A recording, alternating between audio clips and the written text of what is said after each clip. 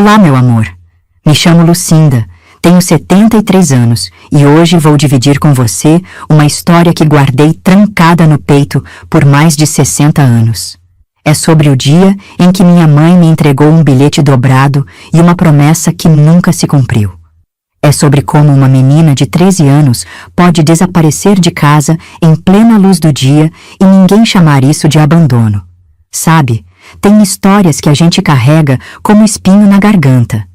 Ficam ali, machucando devagar, mas a gente não consegue engolir nem cuspir. Essa aqui ficou comigo tanto tempo que às vezes eu pensava que tinha inventado tudo. Até minha neta Beatriz encontrar os cadernos onde eu tentava escrever essas lembranças com a letra trêmula de quem aprendeu a escrever já crescida. Era quando aquela manhã chegou na nossa casa no interior de Minas Gerais. O cheiro do café de cevada misturado com o aroma do pão dormido que minha mãe esquentava na chapa velha ainda fica na minha memória como se fosse ontem. Nossa casa era simples, 4 paredes de tijolo cru, um telhado que pingava quando chovia forte e um quintalzinho onde minha mãe criava 3 galinhas magras e plantava mandioca. Éramos 5 filhos ao todo. O Severino, o mais velho, com 16 anos, a Josefa com 15, depois eu, o pequeno Antônio com 9 e a bebê Maria José, que ainda mamava. Minha mãe, Dona Francisca, era uma mulher baixinha, de mãos calejadas de tanto lavar roupa para fora, mas com um sorriso que iluminava a casa inteira quando não estava preocupada demais com o que íamos comer no dia seguinte. Meu pai tinha partido quando Maria José nasceu. Simplesmente sumiu numa madrugada, levando só a roupa do corpo e deixando para trás 5 filhos e uma mulher que não sabia nem por onde começar a recomeçar. Minha mãe nunca falou mal dele na nossa frente, mas eu via nos olhos dela uma tristeza que pesava mais que qualquer raiva. Para sustentar a gente, ela lavava roupa para as famílias mais abastadas da cidade. Acordava antes do sol nascer para buscar as trouxas de roupa suja, passava o dia inteiro no tanque esfregando e torcendo, e só voltava para casa quando o sol já estava se despedindo. O barulho da água batendo na roupa molhada era a trilha sonora da nossa infância. Significava que nossa mãe estava trabalhando, que talvez no final do dia tivesse um trocadinho para comprar farinha ou açúcar. Mas mesmo trabalhando sol a sol, o dinheiro nunca era suficiente. A gente vivia sempre no fio da navalha, sempre devendo alguma coisa para alguém. O açougue, a venda do seu Manuel, até a parteira que ajudou no parto da Maria José ainda estava esperando o pagamento. E foi por causa dessas dívidas que aquela manhã de setembro chegou diferente das outras. Eu estava ajudando minha mãe a estender as últimas peças de roupa no varal quando Dona Carmen apareceu no nosso portão. Dona Carmen era a patroa mais importante da minha mãe. Uma senhora elegante que morava numa casa grande no centro da cidade e que sempre falava com a gente como se estivesse fazendo um favor imenso só de olhar na nossa direção. Francisca, ela disse da forma que sempre falava, sem cumprimentar ninguém. Preciso conversar com você sobre um assunto importante.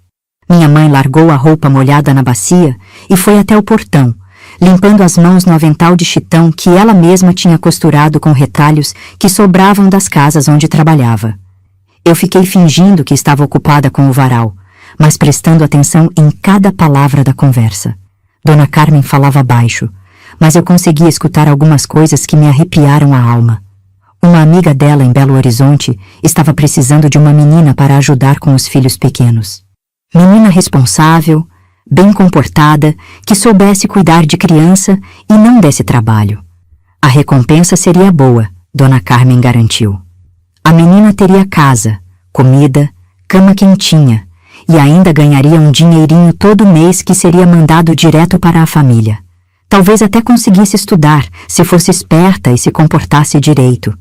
Era uma oportunidade que não aparecia todo dia para gente como a gente.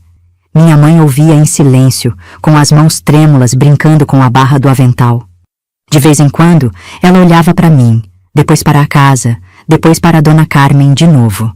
Eu sentia que alguma coisa muito importante estava sendo decidida ali, mas não conseguia entender exatamente o que.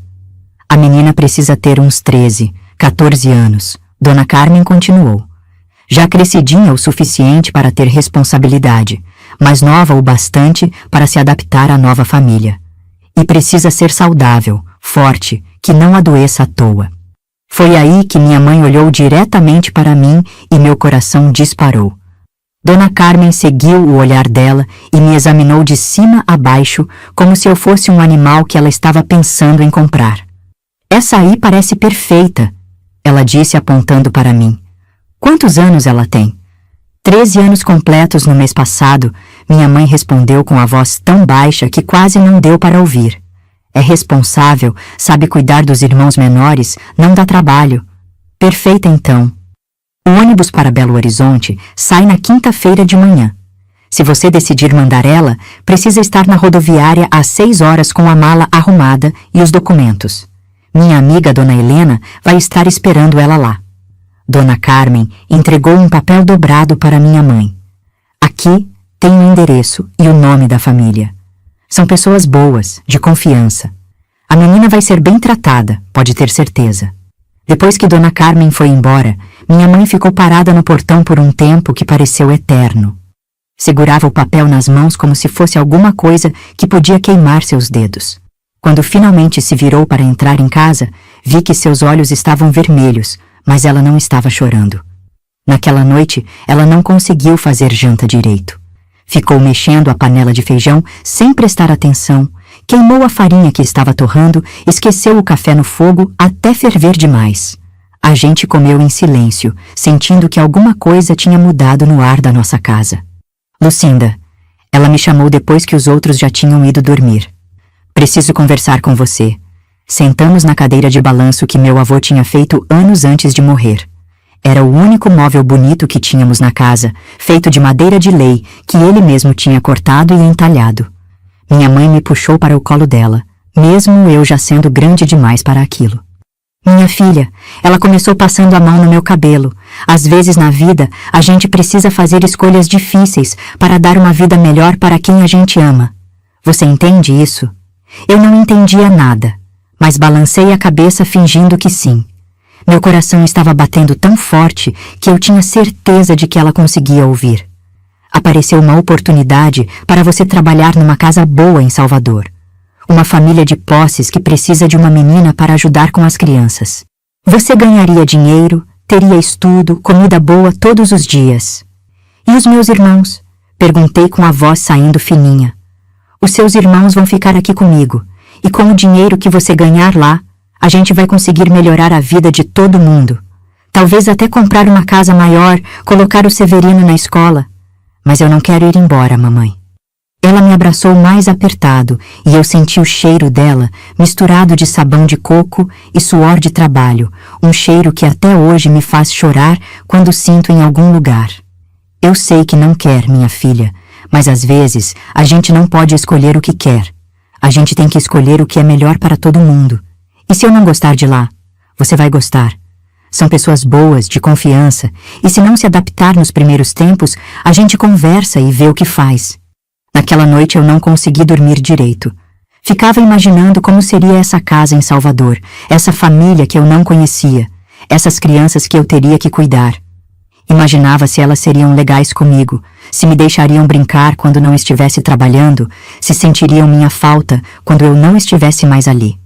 Nos 2 dias que se seguiram, minha mãe arrumou uma malinha pequena com as minhas poucas roupas. 2 saias, 3 blusas, 2 calcinhas, uma camisola para dormir e o vestido de domingo que ela tinha costurado para mim no ano anterior. Tudo cabia folgado numa mala de papelão que ela pegou emprestada com a vizinha. Na véspera da viagem, ela se sentou na mesa da cozinha com um papel e uma caneta que pediu emprestado para o Severino, que estava aprendendo a escrever na escola. Ficou ali por mais de 1 hora, escrevendo devagar, parando para pensar, apagando e escrevendo de novo. Quando minha mãe terminou de escrever aquele bilhete, dobrou o papel várias vezes até ficar bem pequenininho e guardou no bolso do avental. Durante o jantar, ela mal comeu. Ficava olhando para mim de um jeito estranho, como se estivesse tentando guardar meu rosto na memória para não esquecer depois. Lucinda, ela disse quando estávamos nos arrumando para dormir, amanhã vai ser um dia importante na sua vida. Quero que você lembre sempre que sua mãe te ama muito e que tudo o que estou fazendo é porque acredito que vai ser melhor para você. Ela me abraçou naquela noite como nunca tinha me abraçado antes. Um abraço apertado, demorado, que cheirava a desespero e despedida. Eu ainda não entendia completamente o que estava acontecendo, mas meu corpo já sabia que alguma coisa estava terminando ali. Na madrugada de quinta-feira, minha mãe me acordou quando ainda estava escuro. Fez um café forte e passou manteiga numa fatia de pão para mim, mas minha garganta estava tão fechada que quase não conseguia engolir nada. Meus irmãos ainda dormiam profundamente e a casa tinha aquele silêncio pesado dos momentos que marcam a vida da gente para sempre. Vamos, minha filha, ela disse pegando a malinha e me estendendo a mão. Não podemos nos atrasar.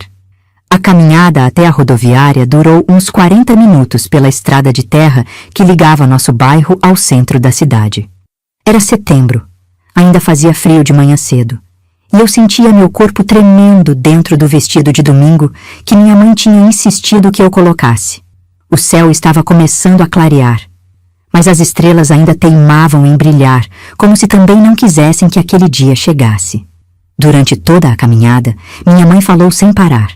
Repetia as mesmas coisas várias vezes, como se estivesse tentando se convencer de que estava fazendo a coisa certa. Que eu ia ser bem tratada, que ia ter oportunidades que ela nunca teve, que ia voltar para visitar sempre que pudesse, que ela ia mandar cartas contando como estavam os irmãos. Mas quando chegamos na rodoviária, tudo ficou diferente. O lugar estava cheio de gente indo e vindo, carregando sacos, malas, embrulhos. O barulho dos motores dos ônibus misturado com o choro de crianças e as vozes altas dos vendedores ambulantes criava uma confusão que deixava minha cabeça zonza. Dona Helena? Minha mãe perguntou para uma senhora elegante que estava parada perto do guichê de passagens. Era uma mulher alta, de cabelos escuros presos num coque apertado, vestida com uma saia azul marinho e blusa branca muito bem passada. Tinha uma bolsa de couro pendurada no braço e um jeito de olhar que parecia que estava sempre julgando alguma coisa. Sim, sou eu. E esta deve ser a Lucinda. Ela respondeu me examinando de cima a baixo, da mesma forma que Dona Carmen tinha feito. É bonitinha, parece saudável. Quantos anos mesmo? 13 anos completos, minha mãe respondeu empurrando minha malinha para a frente. É uma menina obediente, responsável, sabe cuidar de criança, ajudar na casa. Ótimo, o ônibus já está na plataforma. Vamos logo porque não gosto de atraso. Foi nesse momento que minha mãe tirou o papelzinho dobrado do bolso do avental e colocou na minha mão. Seus dedos estavam gelados e tremendo um pouco. Lucinda, guarda isso aí e lê quando chegar em Salvador. É uma coisa importante que sua mãe quer que você lembre sempre. Ela se ajoelhou na minha frente ali mesmo, no meio daquela rodoviária barulhenta e cheia de gente. Pegou meu rosto com as duas mãos e me olhou bem nos olhos. As mãos dela estavam ásperas de tanto trabalhar, mas naquele momento me pareceram as coisas mais suaves do mundo. Minha filha, você vai ser uma menina boa, vai obedecer a Dona Helena em tudo, vai cuidar bem das crianças, vai estudar muito para ficar esperta. E sempre que sentir saudade, lembra que sua mãe está aqui torcendo por você. Mas quando eu vou voltar, mamãe? Logo, minha filha, logo você volta para visitar a gente. Ela me beijou na testa, me abraçou rápido e se levantou. Dona Helena já estava me puxando pela mão em direção ao ônibus. Eu olhei para trás e vi minha mãe parada ali, com o avental tremulando no vento da manhã, as mãos cruzadas na frente do corpo, vendo sua filha de 12 anos subir num ônibus para uma cidade que ficava a mais de 200 quilômetros de distância. Vamos, menina, não fica olhando para trás. Dona Helena disse me empurrando para dentro do ônibus. Agora você tem que olhar para a frente. O ônibus era velho, com bancos de couro rachado e cheiro de gasolina misturado com suor. Dona Helena me colocou na janela e se sentou do meu lado. Quando o ônibus começou a andar, eu grudei o rosto no vidro tentando ver minha mãe pela última vez, mas ela já tinha sumido no meio da multidão. Durante toda a viagem, que durou mais de 4 horas, Dona Helena mal falou comigo. Lia uma revista, comia umas bolachas que tinha trazido numa sacola e de vez em quando me olhava como se estivesse verificando se eu ainda estava ali. Eu ficava olhando pela janela, vendo a paisagem mudar, as casas ficarem diferentes. A vida que eu conhecia ir sumindo para trás como se fosse um sonho que estava acabando. Foi só quando estávamos chegando em Belo Horizonte que lembrei do bilhete que minha mãe tinha me dado. Tirei o papelzinho do bolso e abri devagar. A letra dela era meio torta, de quem aprendeu a escrever já adulta, mas consegui ler tudo. Minha filha querida, sua mãe te ama muito e espera que você seja feliz na sua nova vida. Se comporte bem, não faça desfeita, lembre sempre que você é uma menina educada. Esta é a sua chance de ter uma vida melhor do que a que eu posso te dar. Estude, aprenda e não esqueça da sua família que fica aqui torcendo por você. Um dia, você vai entender que tudo isso foi por amor. Sua mãe que te ama, Francisca. Chorei tanto lendo aquelas palavras que Dona Helena ficou impaciente. Para com essa choradeira, menina. Você está indo para uma casa boa, com gente de qualidade. Devia estar feliz em vez de ficar se lamentando. Mas eu não estava feliz. Estava perdida, assustada, sentindo um vazio no peito que parecia que ia me engolir inteira. Era como se uma parte de mim tivesse ficado para trás naquela rodoviária, grudada no avental da minha mãe. Quando chegamos em Belo Horizonte, a cidade me pareceu um monstro gigante. Tantas casas, tantos carros, tanta gente correndo de um lado para o outro que eu fiquei tonta só de olhar. O barulho era ensurdecedor comparado com o silêncio do interior onde eu tinha crescido.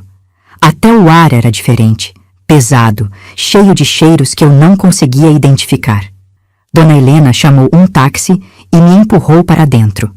Deu um endereço para o motorista que eu não entendi e ficamos rodando pela cidade por mais de meia hora. Eu grudava na janela tentando decorar o caminho, pensando que talvez um dia precisasse voltar sozinha para a rodoviária, mas tudo era tão confuso, tão diferente, que desisti de tentar entender onde estávamos. A casa onde chegamos era realmente grande, como Dona Carmen tinha prometido. 3 andares, pintada de amarelo claro, com um jardim na frente cheio de plantas que eu nunca tinha visto. Tinha até um portão de ferro com desenhos bonitos e uma campainha que tocava uma musiquinha quando Dona Helena apertou. Quem abriu a porta foi uma mulher elegante, mais nova que Dona Helena, vestida com uma roupa social bem cuidada e sapatos de salto que faziam barulho no chão de cerâmica. Ela me olhou rapidamente de cima a baixo e sorriu, mas era um sorriso que não chegava nos olhos. Esta é a Lucinda, Dona Helena disse, empurrando minha malinha para dentro da casa. A menina que a senhora estava esperando. Perfeita. A mulher respondeu me examinando como se fosse uma mercadoria que ela estava comprando. Tem 13 anos mesmo? Parece mais nova. Tem sim, confirmou Dona Helena. É uma menina saudável, responsável. Já criou os irmãos menores, sabe o que é trabalho. Ótimo. Pode deixar ela comigo então. Foi aí que Dona Helena se despediu rapidamente e foi embora, me deixando sozinha com aquela mulher desconhecida numa casa imensa que cheirava a cera de móveis e alguma coisa doce que eu não sabia identificar.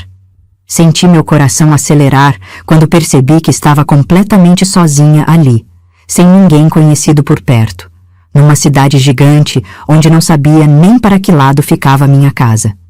Meu nome é Dona Maria, a mulher disse fechando a porta e me examinando de novo. Você vai trabalhar aqui na minha casa, cuidando dos meus 2 filhos e ajudando nas tarefas domésticas. Se for obediente e se comportar direitinho, a gente vai se dar muito bem. Ela me levou até os fundos da casa, passando por uma sala enorme com móveis elegantes, uma escadaria de madeira com corrimão trabalhado, quadros nas paredes e tapetes que pareciam macios como nuvem. Tudo era tão diferente da minha casa simples no interior que eu me sentia como se tivesse entrado num mundo que não era feito para gente como eu. No final de um corredor comprido, Dona Maria abriu uma porta pequena e me mostrou um quartinho minúsculo com uma janela alta que mal deixava a luz entrar. Tinha uma cama de solteiro encostada na parede, um armário pequeno de madeira velha e uma cadeira com o assento de palha meio rasgado. Este vai ser o seu quarto. ela disse empurrando minha malinha para dentro. Você vai guardar suas coisas neste armário e manter tudo sempre muito limpo e organizado. Não gosto de bagunça nem de sujeira. Olhei ao redor daquele espaço pequeno e abafado que seria minha nova casa. As paredes eram de tijolo aparente, pintadas de branco, mas já meio amareladas pelo tempo. O chão era de cimento queimado, frio e áspero. Não tinha nada que lembrasse o aconchego da minha casa no interior, mesmo sendo tão simples. Agora venha conhecer as crianças, Dona Maria disse me puxando de volta para a casa. As crianças estavam na sala de estar. 2 meninos com roupas bonitas e limpas que me olharam com curiosidade quando entramos. O maior devia ter uns 8 anos, cabelo louro bem cortado e olhos claros que brilhavam de travessura. O menor tinha uns 5 anos, gorduchinho, com bochechas rosadas e um jeito meio manhoso de quem era muito mimado. Meninos, esta é a Lucinda. Ela vai cuidar de vocês a partir de agora, fazer a comida de vocês, dar banho, ajudar nas lições. Oi, disse o maior me examinando com atenção. Você sabe brincar de bola?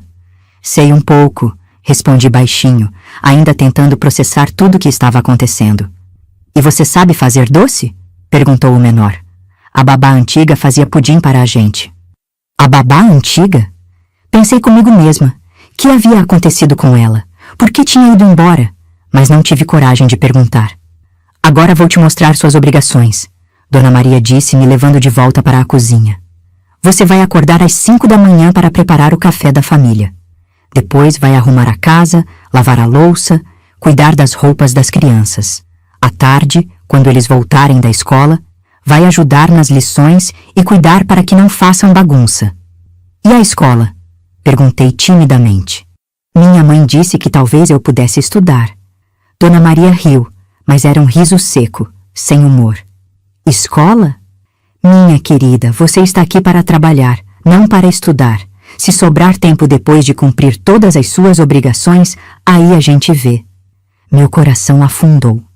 Uma das coisas que mais me animava na ideia de vir para Belo Horizonte era a possibilidade de estudar, de aprender a ler e escrever melhor, talvez até fazer contas como meu irmão Severino estava aprendendo. Mas pelo jeito, aquele sonho ia ter que esperar. E o dinheiro? Perguntei me lembrando da promessa que Dona Carmen tinha feito para minha mãe. Dona Carmen disse que ia mandar um dinheirinho todo mês para minha família. Dona Maria me olhou com uma expressão que eu não consegui decifrar. Isso é assunto para conversar depois, quando você já estiver bem adaptada aqui. Por enquanto você tem casa, comida e cama. Isso já é muito mais do que muita gente tem. Naquela primeira noite, deitada naquela cama estranha, num quarto que cheirava a mofo e produtos de limpeza, eu chorei até não ter mais lágrimas. Lembrava do cheiro da comida da minha mãe, do barulho dos meus irmãos brincando no quintal, do calor do abraço dela quando eu tinha pesadelos. Tudo aquilo parecia tão distante agora, como se pertencesse à vida de outra pessoa. Peguei o bilhete da minha mãe, que estava guardado debaixo do travesseiro, e li de novo a luz fraca que entrava pela janela. Um dia, você vai entender que tudo isso foi por amor. Eu queria acreditar naquelas palavras, queria entender que significado de amor era aquele que separava uma mãe da filha de 13 anos. Mas naquele momento, sozinha e com medo num lugar desconhecido, só conseguia sentir que tinha sido abandonada. Do lado de fora do meu quartinho, eu ouvia os sons da casa adormecendo. Passos no andar de cima, portas se fechando, vozes baixas conversando sobre coisas que eu não entendia. Era uma casa cheia de gente, mas eu me sentia mais sozinha do que nunca havia me sentido na vida. E foi assim que começou minha nova vida em Salvador. Longe de tudo que conhecia, cuidando de crianças que não eram minhas irmãs, numa casa que nunca seria minha casa, com uma saudade no peito que doía como ferida aberta. Meu filho, minha filha, se essa história está tocando alguma coisa no seu coração, fica comigo aqui. Eu ainda tenho muito para te contar sobre esses anos difíceis, mas também sobre como a gente descobre forças que nem sabia que tinha. Me conta também a sua história nos comentários, vai? Toda história merece ser ouvida, e eu vou ler cada uma com o carinho de quem sabe o que é carregar o peso do passado. Vamos caminhar juntos nessa jornada da memória. Os primeiros dias naquela casa foram como um pesadelo do qual eu não conseguia acordar. O despertador tocava às 5 da manhã, um barulho estridente que me arrancava de sonhos onde eu ainda estava em casa, brincando com meus irmãos no quintal ou ajudando minha mãe a estender roupa no varal. Mas quando abria os olhos, a realidade daquele quartinho pequeno e abafado me batia como um soco no estômago. Dona Maria tinha deixado muito claro qual era a minha rotina. Levantar, tomar um banho rápido no banheirinho de empregada que ficava ao lado do meu quarto, vestir o uniforme azul claro que ela tinha comprado para mim e correr para a cozinha preparar o café da família. Café forte para o seu Mário, o marido dela, leite morno com achocolatado para as crianças, torradas com manteiga e geleia, frutas descascadas e cortadinhas em pedaços pequenos. A cozinha era enorme, muito maior que a casa inteira onde eu morava com minha família. Tinha fogão a gás com 6 bocas, geladeira grande e branquinha, armários até o teto cheios de louças, panelas e coisas que eu nem sabia para que serviam. No começo, eu me perdia ali dentro, procurando onde estavam as coisas, derrubando objetos porque não estava acostumada com tanta fartura junta num lugar só. As crianças, o Paulinho de 8 anos e o Pedrinho de 5, não eram más comigo, mas também não eram carinhosas. Para eles, eu era apenas mais uma funcionária da casa, como a mulher que vinha limpar 2 vezes por semana, ou o jardineiro que aparecia para cuidar das plantas. Eles me davam ordens sem olhar nos meus olhos, pediam as coisas sem dizer por favor, e quando alguma coisa não saía do jeito que queriam, corriam reclamar para a mãe. O que mais me machucava era a forma como Dona Maria falava comigo na frente deles. A Lucinda vai fazer isso. A Lucinda vai cuidar daquilo. Como se eu fosse um objeto, uma máquina que existia apenas para facilitar a vida deles. Nunca perguntava se eu estava cansada, se tinha saudade de casa, se precisava de alguma coisa. Para ela, eu era apenas uma peça que tinha que funcionar direitinho para manter a engrenagem da casa funcionando. As refeições eram outro tormento silencioso. A família comia na sala de jantar, numa mesa grande de madeira envernizada, usando pratos bonitos de porcelana e talheres de metal que brilhavam sob a luz do lustre. Eu comia sozinha na cozinha, sentada num banquinho baixo ao lado do fogão, sempre depois que todos já tinham terminado, com o que sobrava na panela. Não era que a comida fosse ruim, mas era a solidão que doía. O silêncio da cozinha vazia enquanto ouvia as risadas e conversas deles do outro lado da parede. Seu Mário, o marido de Dona Maria, era um homem alto e magro, sempre bem vestido, que trabalhava num escritório no centro da cidade. Ele mal falava comigo, só me cumprimentava com um aceno de cabeça quando chegava do trabalho e ia direto tomar banho. Mas às vezes eu sentia ele me olhando de um jeito estranho, principalmente quando Dona Maria não estava por perto. Um olhar que me deixava desconfortável, que me fazia querer me esconder atrás dos armários da cozinha. Foi numa dessas tardes que aconteceu algo que me gelou o sangue. Dona Maria tinha saído para fazer compras e as crianças estavam brincando no quintal. Eu estava na cozinha lavando a louça do almoço quando seu Mário apareceu atrás de mim, tão silencioso que nem senti ele chegar. Lucinda, ele disse bem baixinho, quase sussurrando no meu ouvido. Você está se adaptando bem aqui? Sim, senhor, respondi sem me virar, continuando a esfregar os pratos. Meu coração tinha disparado e minhas mãos começaram a tremer. Que bom. Ele se aproximou mais, tanto que eu podia sentir o cheiro do cigarro que ele fumava e um perfume doce que usava. Você sabe que precisa se comportar bem para continuar aqui, né? Sim, senhor. Ele pôs a mão no meu ombro. Uma mão pesada e quente que me fez querer correr para longe. Meninas bonitas como você às vezes fazem bobagem, esquecem do seu lugar, acham que podem mandar na casa dos outros. Eu não fiz nada de errado, senhor, murmurei com a voz trêmula. Ainda não, ele disse apertando meu ombro um pouco mais forte. Mas é bom você lembrar sempre de onde veio e por que está aqui. Meninas como você são fáceis de substituir, entende? Nesse momento, ouvimos o barulho da chave na porta da frente. Dona Maria tinha voltado das compras. Seu Mário soltou meu ombro na mesma hora e saiu da cozinha como se nada tivesse acontecido, assoviando baixinho enquanto caminhava para a sala. Fiquei ali, parada na pia, com as mãos tremendo tanto que quase deixei um prato escorregar e quebrar. Aquela conversa me deixou mais assustada do que eu já estava. Não sabia direito o que ele tinha querido dizer, mas sentia que havia uma ameaça escondida naquelas palavras, um perigo que eu não conseguia nomear, mas que fazia meu estômago se revirar de medo. À noite, deitada no meu quartinho escuro, eu chorava baixinho, tentando não fazer barulho. A saudade de casa tinha virado uma dor física no peito, uma vontade desesperada de estar no colo da minha mãe, de ouvir a voz dos meus irmãos, de sentir o cheiro familiar da nossa casinha simples. Pegava o bilhete dela que guardava debaixo do travesseiro e lia de novo, tentando encontrar algum conforto naquelas palavras que falavam de amor e vida melhor. Mas onde estava a vida melhor que ela tinha prometido? Onde estava o estudo, o dinheiro que seria mandado para casa, o carinho que uma menina de 13 anos precisava? Tudo que eu tinha era trabalho pesado do amanhecer até a noite, solidão, medo e uma saudade que parecia um buraco sem fundo no meu peito.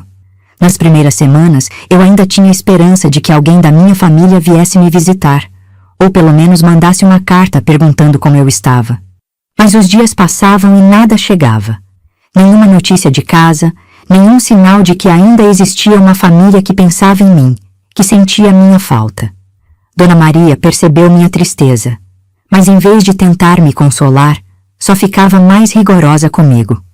Lucinda, pare com essa cara de funeral, ela dizia quando me via muito quieta.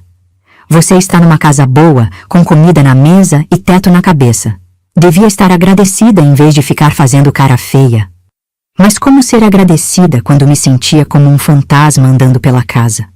Quando acordava todos os dias sabendo que ninguém ia me perguntar como eu dormira, se tinha sonhado com alguma coisa boa, se estava feliz?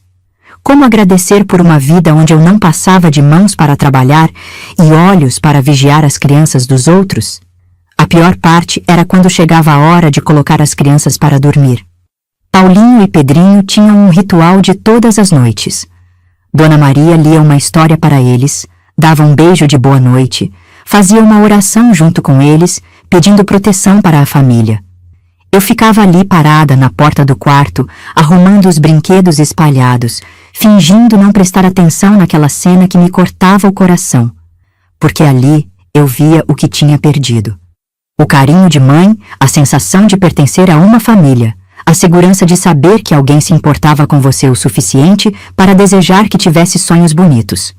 Eu era uma criança cuidando de outras crianças, mas ninguém cuidava de mim. Uma noite, depois de um dia particularmente difícil, onde tinha levado uma bronca porque deixei queimar o feijão do almoço, eu me tranquei no meu quartinho e escrevi uma carta para minha mãe. Usei um papel que peguei emprestado do caderno do Paulinho e escrevi com o lápis que ele tinha esquecido na cozinha. Minha mãe querida, estou com muita saudade da senhora e dos meus irmãos. A casa aqui é grande e bonita, mas eu não sou feliz. Trabalho muito e ninguém é carinhoso comigo. Por favor, me manda buscar. Eu prometo que vou trabalhar muito em casa para ajudar a senhora, sua filha que te ama, Lucinda. Dobrei a carta e guardei embaixo do colchão, junto com o bilhete da minha mãe. Não sabia nem o endereço certinho da minha casa para mandar, e mesmo se soubesse, não tinha dinheiro para comprar selo. A carta ficou ali, guardada como um grito de socorro que ninguém ia escutar. E foi assim que passou meu primeiro mês naquela casa. Trabalho, solidão, medo e uma saudade que crescia a cada dia como uma planta amarga dentro do meu peito. Eu estava aprendendo que às vezes a vida pega uma criança e joga ela num mundo de gente grande, onde as regras são outras e ninguém pergunta se você está pronta para jogar. Dias naquela casa foram como um pesadelo do qual eu não conseguia acordar. O despertador tocava às 5 da manhã, um barulho estridente que me arrancava de sonhos onde eu ainda estava em casa, brincando com meus irmãos no quintal ou ajudando minha mãe a estender roupa no varal. Mas quando abria os olhos, a realidade daquele quartinho pequeno e abafado me batia como um soco no estômago. Dona Maria tinha deixado muito claro qual era a minha rotina: Levantar, tomar um banho rápido no banheirinho de empregada que ficava ao lado do meu quarto, vestir o uniforme azul claro que ela tinha comprado para mim e correr para a cozinha preparar o café da família. Café forte para o seu Mário, o marido dela, leite morno com achocolatado para as crianças, torradas com manteiga e geleia, frutas descascadas e cortadinhas em pedaços pequenos. A cozinha era enorme, muito maior que a casa inteira onde eu morava com minha família. Tinha fogão a gás com 6 bocas, geladeira grande e branquinha, armários até o teto cheios de louças, panelas e coisas que eu nem sabia para que serviam. No começo, eu me perdia ali dentro, procurando onde estavam as coisas, derrubando objetos porque não estava acostumada com tanta fartura junta num lugar só. As crianças, o Paulinho de 8 anos e o Pedrinho de 5, não eram más comigo, mas também não eram carinhosas. Para eles, eu era apenas mais uma funcionária da casa, como a mulher que vinha limpar 2 vezes por semana ou o jardineiro que aparecia para cuidar das plantas. Eles me davam ordens sem olhar nos meus olhos, pediam as coisas sem dizer por favor, e quando alguma coisa não saía do jeito que queriam, corriam reclamar para a mãe. O que mais me machucava era a forma como Dona Maria falava comigo na frente deles. A Lucinda vai fazer isso. A Lucinda vai cuidar daquilo. Como se eu fosse um objeto, uma máquina que existia apenas para facilitar a vida deles. Nunca perguntava se eu estava cansada, se tinha saudade de casa, se precisava de alguma coisa.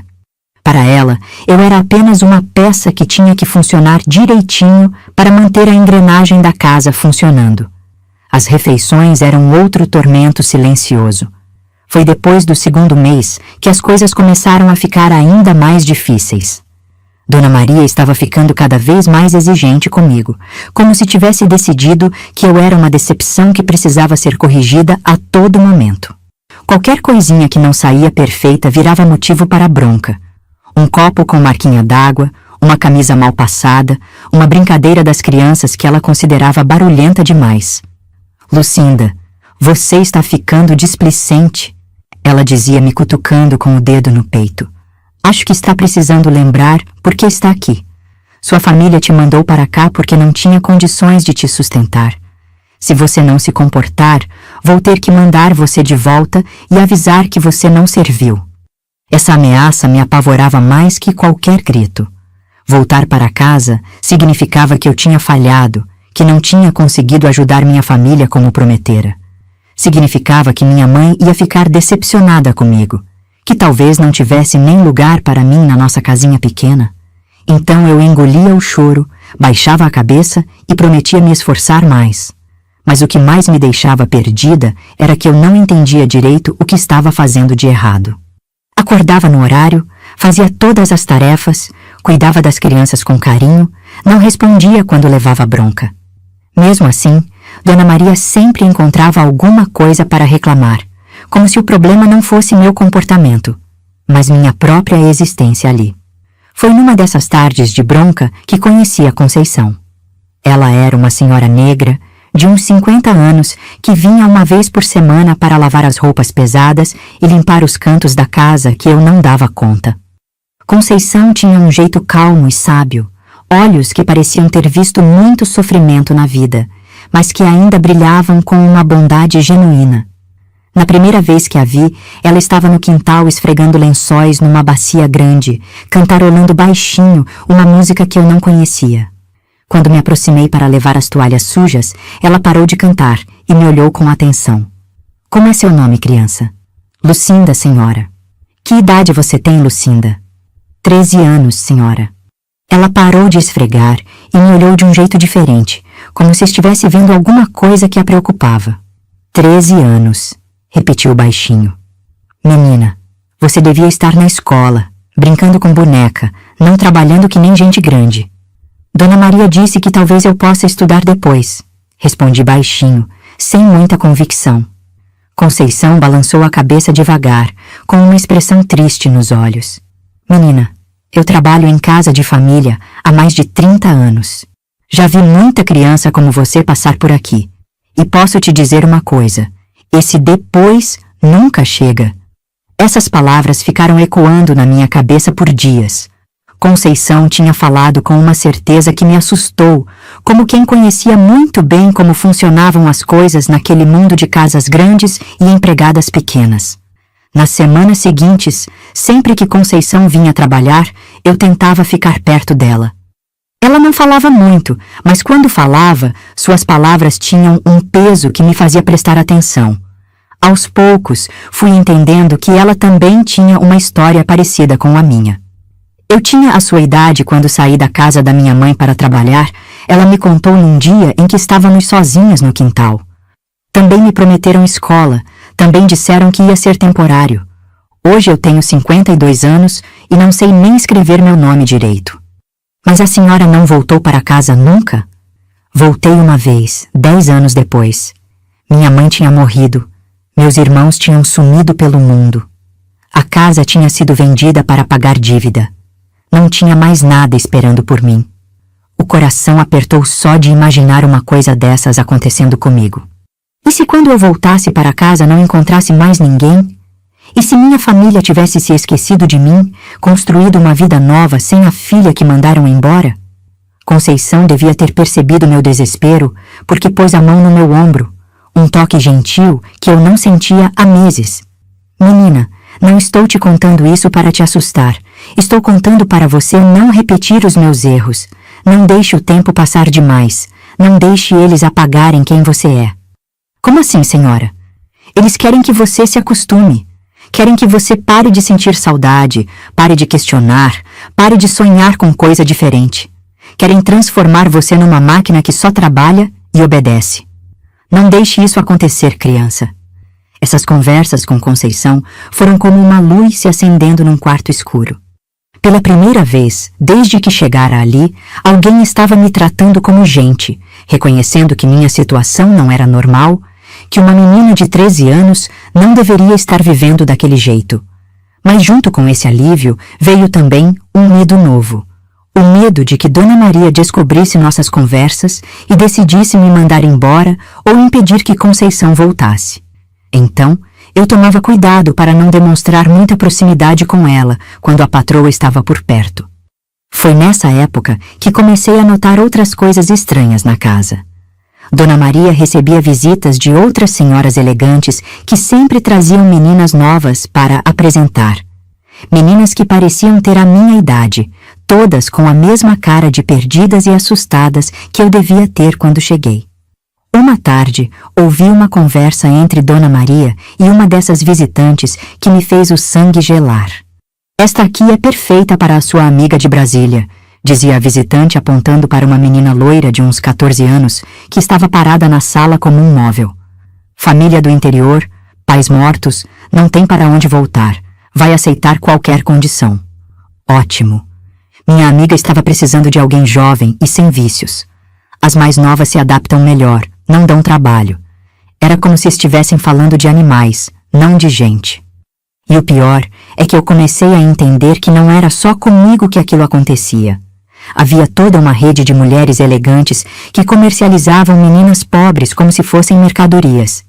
Essa descoberta me deixou ainda mais desesperada.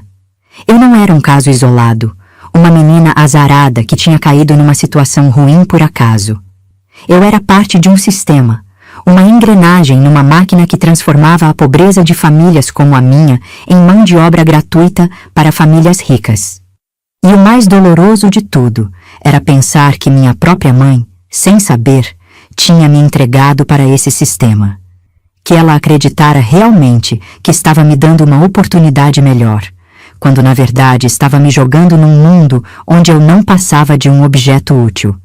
Foi numa noite dessa época que aconteceu o que eu mais temia.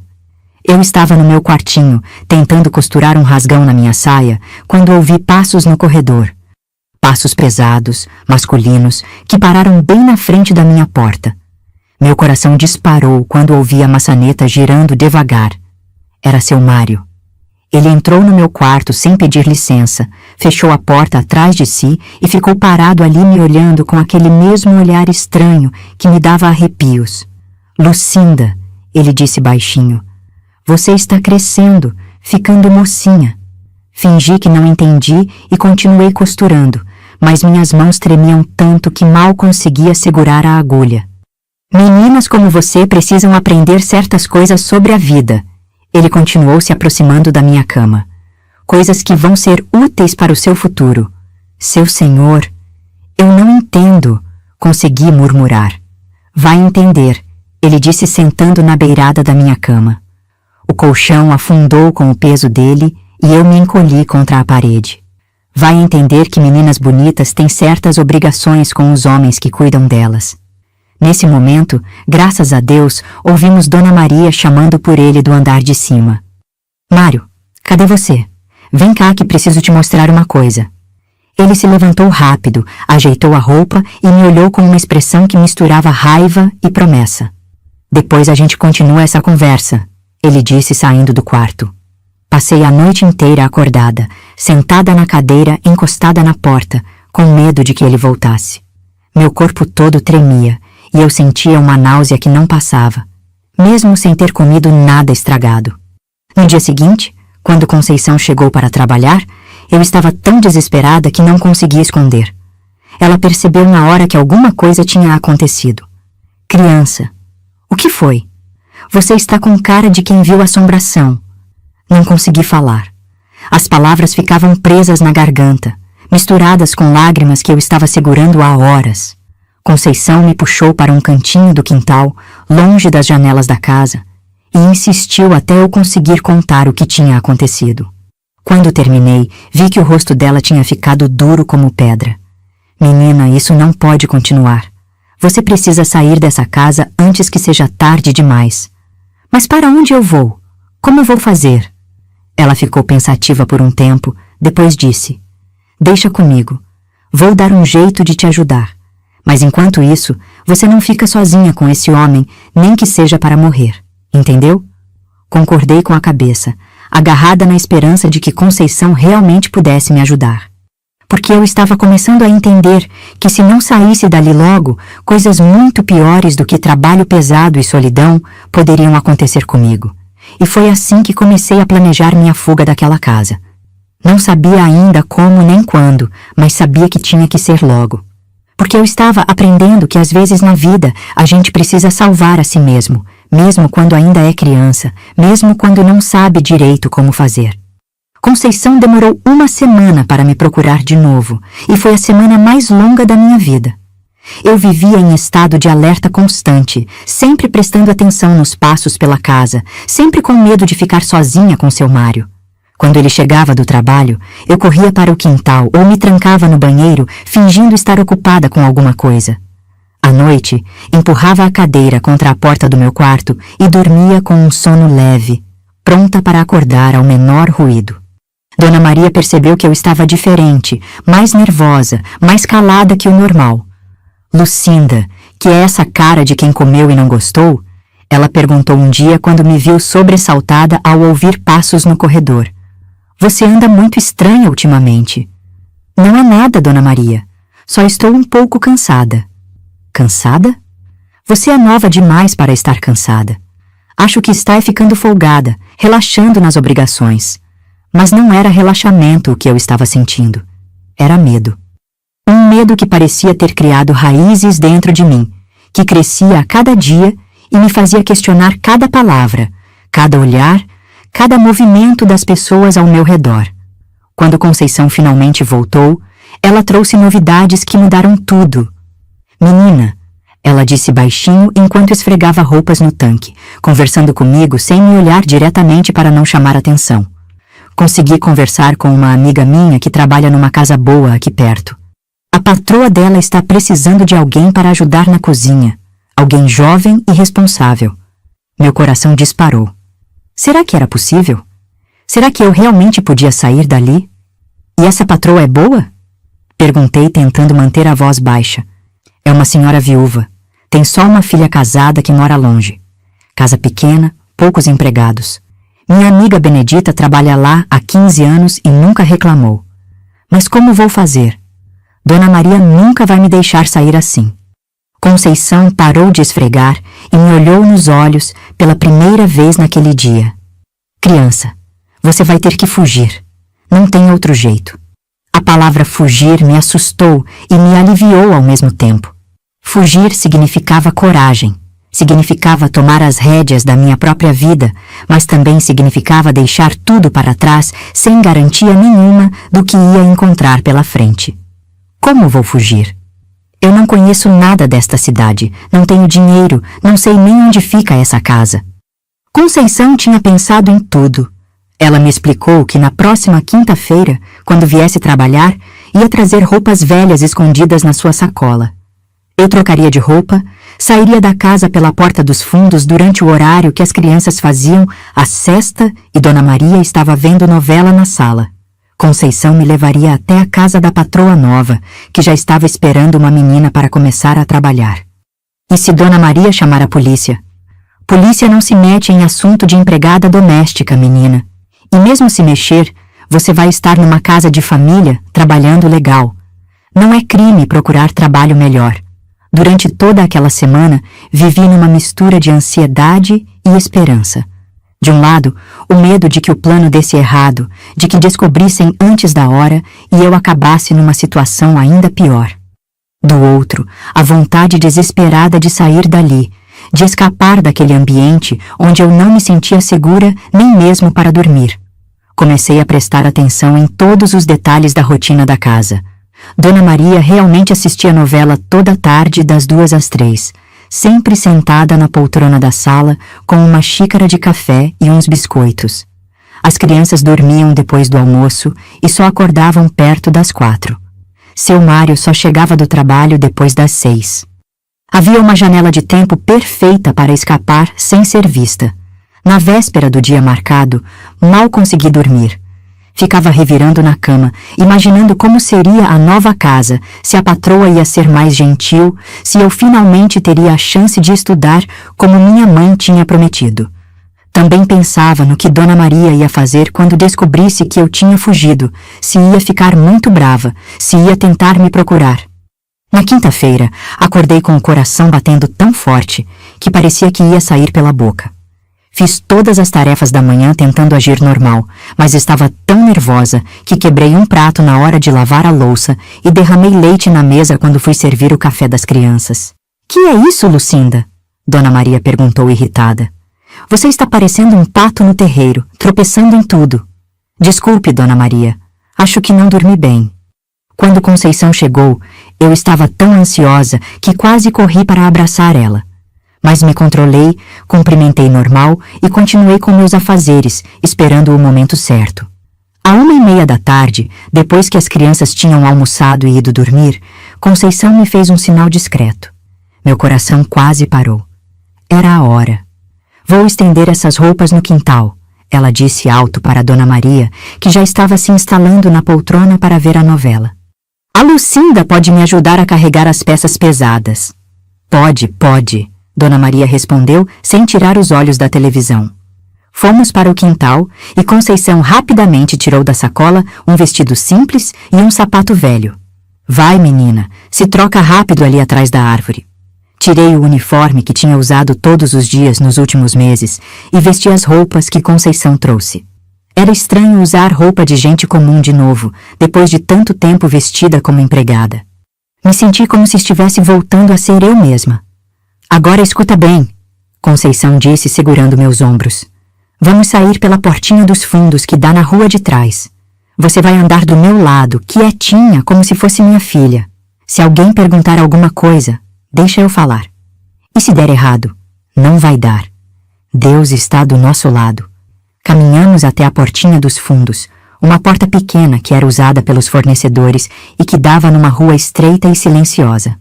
Conceição abriu devagar, espiou para os 2 lados e me puxou para fora. Nunca vou esquecer a sensação de pisar naquela rua. Era como se estivesse saindo de uma prisão, respirando ar de liberdade, depois de meses presa naquela rotina sufocante. Meus passos eram leves, apesar do medo que ainda sentia no peito. Andamos por mais de meia hora por ruas que eu nunca tinha visto. Conceição conhecia a cidade como a palma da mão. Sabia todos os atalhos, todos os caminhos que evitavam as ruas principais onde alguém poderia nos reconhecer. A casa onde chegamos era bem diferente da casa de Dona Maria. menor, mais simples, pintada de azul desbotado, com uma pequena varanda na frente. Tinha um jardim com flores e uma cerca baixa de madeira. Parecia mais com casa de família do que com palácio, onde a empregada não podia nem sonhar em ser gente. Conceição bateu na porta e apareceu uma senhora de uns 60 anos, cabelos grisalhos presos num coque, vestida com simplicidade, mas com limpeza. Tinha um rosto bondoso, olhos claros que me examinaram com curiosidade, mas sem julgamento. Dona Celeste, esta é a Lucinda que eu falei para a senhora. Que menina linda, Dona Celeste disse sorrindo para mim. Entre, querida. Vamos conversar. Entramos numa sala pequena, mas aconchegante, com móveis antigos bem cuidados e cortinas de crochê nas janelas. Tudo ali respirava simplicidade e carinho, muito diferente da elegância fria da casa onde eu trabalhava. Quantos anos você tem, Lucinda? 13, senhora. E você sabe cozinhar? Sei algumas coisas básicas. Aprendi com minha mãe. Ótimo. Aqui você vai me ajudar na cozinha, vai cuidar da limpeza da casa, que é pequena, e nas horas vagas pode estudar se quiser. Tenho uns livros velhos que minha filha usava na escola. Meu coração pulou de alegria. Estudar! Finalmente alguém tinha falado em estudo sem rir na minha cara ou dizer que era impossível. E sobre o salário, Dona Celeste continuou. Não posso pagar muito porque sou viúva e vivo de pensão. Mas você vai ter quarto próprio, comida na mesa e uns trocadinhos no final do mês. Que você acha? Eu acho ótimo, senhora. Muito obrigada. Então está combinado. Conceição, muito obrigada por me trazer uma menina tão educada. Depois que Conceição foi embora, Dona Celeste me mostrou a casa. Era realmente pequena. Sala, cozinha, 2 quartos e um banheiro. Meu quarto seria no fundo da casa, pequeno mas arejado, com uma cama de solteiro, um armário e uma mesa onde poderia estudar. Aqui você vai ser tratada como gente, não como empregada, Dona Celeste disse me mostrando onde seria meu cantinho. Vamos comer na mesma mesa, vamos conversar como 2 pessoas que moram juntas. A única coisa que peço é honestidade e dedicação. Naquela primeira noite na casa de Dona Celeste, deitei na cama nova e chorei. Mas não era choro de tristeza, era choro de alívio. Pela primeira vez em meses, me senti segura. Ninguém ia entrar no meu quarto sem permissão. Ninguém ia me tocar de forma inadequada. Ninguém ia me tratar como se eu fosse menos que gente. E pela primeira vez, desde que saí da casa da minha mãe, voltei a ter esperança. Esperança de que talvez a vida pudesse ser diferente. De que talvez eu pudesse mesmo estudar, crescer, me tornar uma pessoa de verdade em vez de apenas mãos para trabalhar. Mas ainda restava o medo de que Dona Maria descobrisse onde eu estava e viesse me buscar. Esse medo me acompanharia por muito tempo ainda, como uma sombra que não se desgruda da gente mesmo quando a luz finalmente aparece. Os primeiros dias na casa de Dona Celeste foram como um sonho do qual eu tinha medo de acordar. Ela realmente me tratava como gente, não como uma máquina de trabalhar. Na hora das refeições, sentávamos juntas na mesinha da cozinha e ela perguntava sobre minha vida, sobre minha família, sobre os sonhos que eu tinha guardado no fundo do coração. Conta para mim sobre sua terra, Lucinda, ela dizia enquanto tomávamos café da manhã. Como era sua casa lá no interior? E eu contava. Falava da nossa casinha simples, dos meus irmãos, da minha mãe trabalhando no tanque desde o amanhecer. Dona Celeste escutava tudo com atenção genuína, fazendo perguntas que mostravam que ela realmente se importava com as respostas. E por que você veio para cá tão nova? Minha mãe achou que seria uma oportunidade melhor para mim. Disse que eu poderia estudar, ajudar a família. Dona Celeste ficava quieta quando eu falava sobre isso, com uma expressão no rosto que só anos depois eu entendi que era compaixão misturada com indignação. Ela sabia o que realmente acontecia com meninas como eu. Depois do café, ela me ensinava as tarefas da casa, mas de um jeito completamente diferente do que eu estava acostumada. Não eram ordens secas, jogadas no ar. Eram explicações pacientes, ensinamentos de alguém que queria realmente que eu aprendesse. Oh, Lucinda, para fazer um feijão saboroso, tem que refogar bem a cebola primeiro. Vê como ela fica douradinha? É assim que a gente sabe que está no ponto certo. Ela me ensinava a cozinhar pratos que eu nunca tinha visto, me mostrava como cuidar das plantas do jardim, como organizar a casa de forma prática, mas acolhedora. Não era só trabalho, era aprendizado de vida, mas o melhor de tudo eram as tardes de estudo. Depois que terminávamos as tarefas da casa, Dona Celeste pegava uns livros velhos que tinha guardado e sentava comigo na mesa da sala para me ensinar a ler e escrever melhor. Vamos ver se você consegue ler este parágrafo aqui, ela dizia, apontando para uma página do livro. Não tenha pressa, vai devagar. Eu lia gaguejando, tropeçando nas palavras mais difíceis, mas ela nunca demonstrava impaciência. Pelo contrário, comemorava cada pequeno progresso como se fosse uma grande vitória. Muito bem, você está aprendendo rápido. Amanhã vamos ver as contas de somar e subtrair. Matemática era mais difícil para mim, mas Dona Celeste tinha uma paciência infinita. Usava feijões e milhos para me ensinar a contar, e inventava problemas práticos que faziam sentido na vida real. Se você for no mercado comprar 2 quilos de arroz a R$1,50 o quilo, quanto você vai gastar? Era assim, devagar, que eu ia recuperando a educação que deveria ter tido na idade certa. E pela primeira vez desde que saí de casa, eu sentia que estava realmente crescendo, me desenvolvendo como pessoa, não apenas como mão de obra. Mas a sombra do medo ainda estava sempre ali. Toda vez que ouvia passos na rua, meu coração disparava achando que era Dona Maria vindo me buscar. Quando alguém batia na porta, eu corria para me esconder atrás da cortina da sala. Dona Celeste percebeu logo essa minha ansiedade. Lucinda, que é esse medo todo?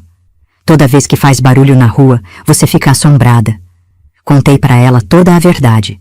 A fuga da casa de Dona Maria, o medo de ser encontrada e obrigada a voltar, as ameaças de seu Mário. Dona Celeste escutou tudo em silêncio, e quando terminei, ela pôs a mão no meu ombro com carinho. Minha filha, você está segura aqui. Se essa mulher vier procurar você, eu digo que não sei de nada. E se insistir, chamo meu genro, que é advogado. Menina de 13 anos não é propriedade de ninguém. Essas palavras me trouxeram um alívio que eu não sabia que era possível sentir. Pela primeira vez em meses, consegui relaxar de verdade, parar de viver em constante estado de alerta. Foi nessa época que comecei a escrever cartas para minha família. Dona Celeste me deu papel e envelope e até se ofereceu para pagar o selo.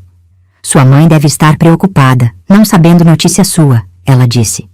É importante manter contato com a família. Escrevi uma carta longa contando que estava bem, que tinha encontrado um lugar bom para trabalhar e estudar, que estava aprendendo muitas coisas novas. Não contei sobre os problemas na casa de Dona Maria porque não queria preocupar minha mãe, mas deixei claro que estava feliz e segura. 2 semanas depois, chegou uma carta de resposta. Era do meu irmão Severino, porque minha mãe ainda não sabia escrever muito bem. Meu coração bateu forte quando reconheci a letra dele no envelope. Lucinda, querida, mamãe ficou muito feliz em saber que você está bem. Aqui em casa está tudo igual, trabalhando muito, mas levando a vida. O Antônio cresceu bastante, já sabe escrever o nome dele. A Maria José está andando e falando algumas palavras. Mamãe disse para te dizer que sente muito sua falta, mas que tem orgulho de você estar se virando sozinha na cidade grande. Manda dizer que é para você estudar muito e se comportar bem. Um abraço apertado de todos nós, seu irmão Severino. Chorei tanto lendo aquela carta que Dona Celeste ficou preocupada, achando que tinha acontecido alguma coisa ruim. Não, Dona Celeste, expliquei enxugando as lágrimas. É choro de felicidade. Minha família está bem e não se esqueceu de mim. Claro que não se esqueceram, minha filha. Família de verdade nunca esquece. Aqueles meses na casa de Dona Celeste foram os mais felizes que eu tinha vivido desde que saí da minha terra. Eu estava aprendendo a ser criança de novo, a ter momentos de brincadeira e descontração. Dona Celeste às vezes me levava para passear no centro da cidade, me mostrava as lojas, as praças, as igrejas. Era como se ela estivesse me apresentando ao mundo, me ensinando que existiam coisas bonitas na vida além do trabalho pesado, Mas a vida tem dessas ironias cruéis que a gente só entende muito tempo depois. Justo quando eu estava começando a me sentir segura e feliz, quando finalmente tinha encontrado um lugar onde podia ser criança e sonhar com o futuro, tudo mudou de novo. Foi numa tarde de sábado. Eu estava no quintal ajudando Dona Celeste a cuidar das flores quando ouvimos uma batida forte na porta da frente. Não era a batida educada de uma visita normal. Era uma batida autoritária, impaciente. Dona Celeste foi atender e eu fiquei ali no quintal, mas consegui ouvir a conversa da porta. Boa tarde. Estou procurando uma menina que trabalha aqui. Lucinda é o nome dela. Meu sangue gelou. Era a voz de Dona Maria. Aqui não trabalha nenhuma Lucinda, Dona Celeste respondeu com firmeza. Não minta para mim. Tenho informação segura de que ela está aqui. Essa menina fugiu da minha casa e eu vim buscar o que é meu. Menina não é propriedade de ninguém, senhora. E eu já disse que aqui não tem nenhuma Lucinda. Escuta bem, Dona Celeste. Era evidente que Dona Maria tinha se informado sobre com quem estava falando. Essa menina foi entregue para mim pela família dela. Tenho responsabilidade sobre ela. Se você está escondendo ela aqui, está cometendo um crime. Eu estava paralisada atrás da cerca viva, sem saber se devia correr ou me esconder melhor. Meu coração batia tão forte que eu achava que todo mundo podia ouvir. Dona Celeste, mesmo sendo uma senhora pequena e delicada, não se intimidou. Se a menina estava na sua casa e fugiu, é porque não estava sendo bem tratada. Criança feliz não foge de casa. E se ela estivesse aqui, o que não estou dizendo que está, seria porque escolheu estar. Dona Maria não gostou nada daquela resposta. A voz dela ficou mais alta, mais agressiva. Olha aqui, senhora. Eu não vim aqui para discutir filosofia sobre criança. Vim buscar minha empregada que fugiu. E vou revirar essa casa inteira se for preciso. Foi aí que Dona Celeste mostrou uma força que eu não sabia que ela tinha. A senhora não vai revirar nada. Esta é minha casa, e a senhora não tem autoridade nenhuma aqui. Se quiser entrar à força, vou chamar a polícia. Polícia? Dona Maria riu, mas era um riso nervoso. Polícia não se mete em assunto de empregada doméstica. Se mete sim quando é questão de invasão de domicílio e exploração de menor. Meu genro é advogado e me explicou direitinho quais são os direitos das crianças. Houve um silêncio tenso. Eu podia imaginar Dona Maria fazendo aquela cara de quem estava pensando se valia a pena insistir ou se era melhor bater em retirada. Isso não vai ficar assim, ela disse finalmente. Vou descobrir onde essa menina está e quando descobrir, vai se arrepender de ter me desafiado. A senhora está ameaçando uma pessoa de bem na porta da própria casa? Que bonito comportamento para uma senhora da sociedade. Ouvi passos se afastando e depois o barulho de uma porta de carro batendo. Só então, Dona Celeste veio me procurar no quintal. Pode sair daí, minha filha. Ela foi embora. Saí do esconderijo tremendo da cabeça aos pés. Dona Maria tinha me encontrado. Sabia onde eu estava. E pelo tom das ameaças, não ia desistir fácil. Dona Celeste, ela vai voltar. Vai me levar de volta para aquela casa. Não vai não, minha filha. Enquanto eu estiver viva, não vai. Mas ela tem razão numa coisa. Minha mãe me entregou para ela. Na lei, ela tem direito sobre mim. Dona Celeste me puxou para dentro de casa e sentou comigo na sala. Pegou minhas mãos nas dela e falou com uma seriedade que me impressionou. Lucinda, me escuta bem.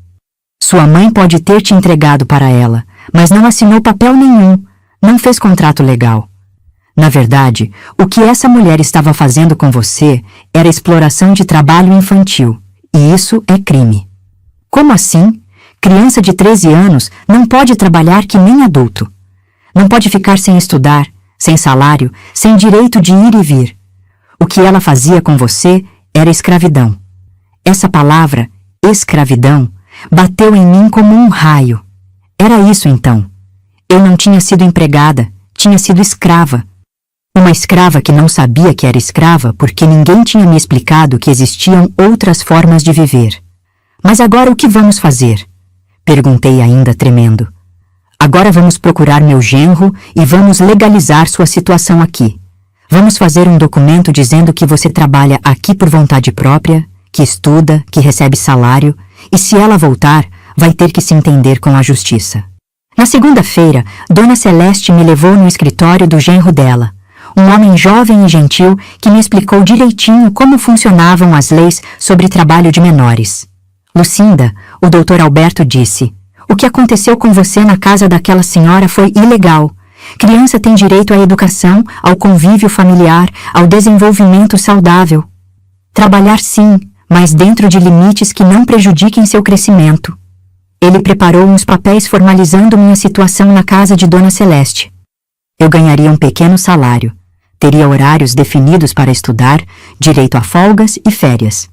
Era como se eu estivesse virando gente oficialmente, deixando de ser apenas um objeto útil.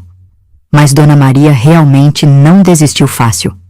Nas semanas seguintes, ela apareceu mais 2 vezes na casa, sempre com ameaças, sempre tentando me intimidar. Uma vez até trouxe seu Mário junto, o que me deixou apavorada. Dessa vez, Dona Celeste estava preparada. Chamou a polícia e, quando os policiais chegaram, explicou toda a situação. Os policiais não só mandaram Dona Maria e seu Mário embora, como ainda avisaram que, se voltassem a incomodar, seriam presos por perturbação da ordem. Foi aí que eu entendi uma coisa importante. Quando a gente tem alguém de verdade do nosso lado, quando tem quem lute pelos nossos direitos, o mundo se torna um lugar menos assustador. Dona Celeste não era minha família de sangue, mas tinha se tornado minha família de coração, e estava disposta a me proteger como uma mãe protege uma filha. Depois disso, Dona Maria desapareceu das nossas vidas. Deve ter percebido que ia dar mais trabalho que resultado tentar me recuperar. Ou talvez tenha encontrado outra menina vulnerável para explorar. Nunca soube e, sinceramente, nunca quis saber. O que importava era que eu estava livre. Livre para estudar, livre para crescer, livre para sonhar com um futuro que fosse mais que apenas trabalhar para sobreviver. E aos poucos, muito devagar, fui reaprendendo a confiar na vida, a acreditar que existiam pessoas boas no mundo, a sonhar com coisas que pareciam impossíveis alguns meses antes. Foi Dona Celeste quem me ensinou que força não é apenas aguentar o sofrimento em silêncio. Força também é saber pedir ajuda, é ter coragem de mudar de rumo quando o caminho não está certo, é acreditar que sempre existe uma forma melhor de viver, mesmo quando tudo parece perdido. Com Dona Maria fora das nossas vidas, eu finalmente consegui me concentrar no que realmente importava: crescer, aprender, me tornar a pessoa que eu queria ser. Os meses que se seguiram na casa de Dona Celeste foram de uma tranquilidade que eu havia esquecido que era possível sentir. Minha rotina havia se tornado previsível e acolhedora. Acordava cedo, mas não por obrigação desesperadora, e sim porque gostava de ver o sol nascendo pela janela da cozinha enquanto preparava o café. Dona Celeste sempre aparecia pouco depois, com o cabelo desarrumado e sorriso sonolento, e tomávamos o café juntas planejando o dia. Depois das tarefas da manhã, que eram leves e feitas sem pressa, chegava a parte que eu mais amava: as aulas. Dona Celeste havia conseguido uns livros didáticos emprestados com a filha, e toda tarde sentávamos na mesa da sala para estudar português, matemática, ciências, geografia.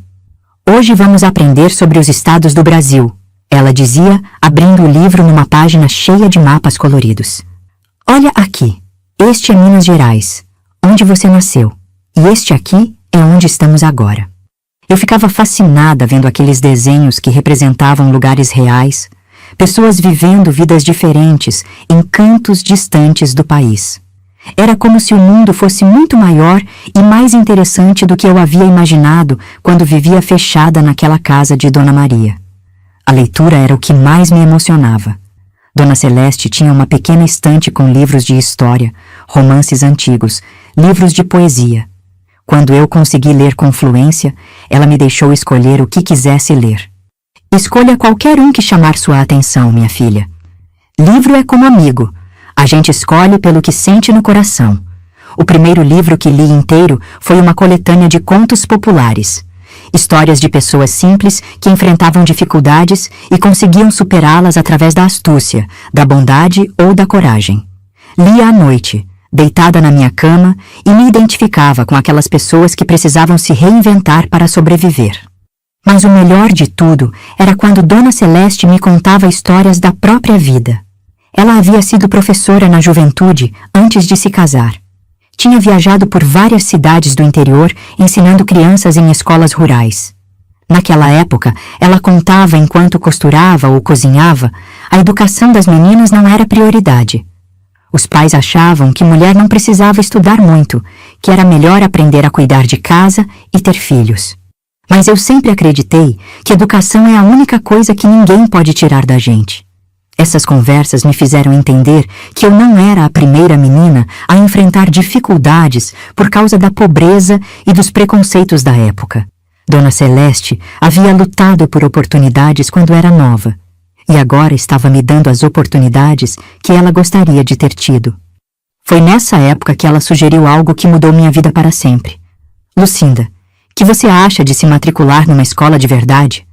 Meu coração quase parou. Escola de verdade? Com outras crianças, professores, carteiras, quadro negro? Mas eu posso? Tenho idade para isso? Claro que pode. Tem 14 anos, sabe ler e escrever, faz contas. Pode entrar direto na 5ª série. Meu genro conhece a diretora de uma escola aqui perto. A ideia me emocionava e me apavorava ao mesmo tempo. Eu havia passado tanto tempo isolada, primeiro na casa de Dona Maria, depois na rotina protegida da casa de Dona Celeste, que a perspectiva de conviver com outras pessoas da minha idade me deixava nervosa. E se eu não conseguir acompanhar? E se as outras meninas não gostarem de mim? Minha filha, Dona Celeste disse pegando meu rosto com carinho, você é inteligente, educada, esforçada. Vai se dar muito bem na escola. E se alguma coisa não sair como esperamos, a gente dá um jeito. O importante é tentar. A matrícula foi feita numa quinta-feira de março. Dona Celeste me acompanhou até a escola, uma construção antiga, mas bem cuidada, com salas claras e um pátio onde dezenas de jovens conversavam e brincavam durante o intervalo. A diretora, Dona Carmen, era uma senhora séria, mas gentil, que me fez algumas perguntas sobre minha escolaridade anterior. Quando soube que eu havia aprendido a ler praticamente sozinha, ficou impressionada. Esta menina tem muita força de vontade, ela disse para Dona Celeste. Vamos colocá-la numa turma boa, com alunos dedicados. Tenho certeza de que vai se adaptar bem. Meu primeiro dia de aula foi uma mistura de encanto e ansiedade. Entrei na sala e vi mais de 20 jovens da minha idade sentados em carteiras organizadas em fileiras. Alguns me olharam com curiosidade, outros nem prestaram atenção.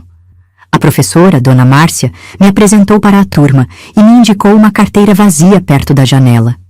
Pessoal, esta é a Lucinda. Ela vai estudar conosco a partir de hoje. Espero que todos a recebam bem. Durante aquela primeira semana, me senti como se estivesse aprendendo a viver de novo. Era incrível ter colegas da minha idade, participar de discussões sobre os assuntos das aulas, fazer trabalhos em grupo. Depois de tanto tempo sendo tratada como empregada, era revolucionário ser tratada como estudante. Fiz amizade especial com uma menina chamada Rosa, uma garota alegre e falante que morava perto da escola. Rosa veio de uma família simples também, mas que sempre priorizou a educação dos filhos. Lucinda, ela me disse um dia durante o intervalo, você é muito estudiosa. Onde aprendeu tanta coisa? Contei para ela sobre Dona Celeste, sobre as tardes de estudo, sobre os livros que lia à noite. Rosa ficou impressionada. Que sortuda você! Ter alguém que se dedica assim para te ensinar. Minha mãe trabalha tanto que mal tem tempo de perguntar como foi na escola. Foi conversando com Rosa e outras colegas que eu comecei a perceber que minha história não era comum. A maioria das meninas da minha idade vivia com a família, tinha uma rotina normal de casa e escola, não havia passado pelas experiências que eu havia vivido. Às vezes, isso me fazia sentir diferente, mais velha, como se eu carregasse experiências pesadas demais para minha idade. Mas outras vezes me fazia sentir forte, sobrevivente, alguém que havia enfrentado dificuldades e conseguido superá-las. Nas aulas de português, quando a professora pedia para escrevermos redações sobre nossas vidas, eu sempre inventava histórias. Não tinha coragem de contar a verdade sobre meu passado, sobre a casa de Dona Maria, sobre o que tinha enfrentado. Ainda sentia vergonha, como se de alguma forma tivesse sido culpa minha ter passado por aquilo. Foi Dona Celeste quem me ajudou a entender que não havia nada de que se envergonhar. Minha filha, ela disse numa tarde quando cheguei triste da escola, depois de escutar colegas falando sobre suas famílias perfeitas, sua história é sua força, não sua fraqueza. Você sobreviveu a coisas que muita gente nem imagina que existem. Isso te fez mais corajosa, mais determinada. Mas às vezes eu sinto que sou diferente demais. As meninas da minha turma têm vidas tão normais. Normal é superestimado, minha filha. O importante é ser verdadeira, ser justa, ser bondosa. E você é tudo isso. As notas na escola eram boas. Eu estudava com dedicação, porque sabia o valor daquela oportunidade, porque lembrava dos meses que passei querendo estudar e não podendo. Matemática ainda era minha matéria mais difícil, mas português e ciências eu adorava. A professora de português, Dona Márcia, percebia meu interesse especial pela leitura. Lucinda, você quer participar do clube de leitura da escola? Nos reunimos uma vez por semana para discutir livros. Era como se ela tivesse me oferecido um tesouro. Clube de leitura.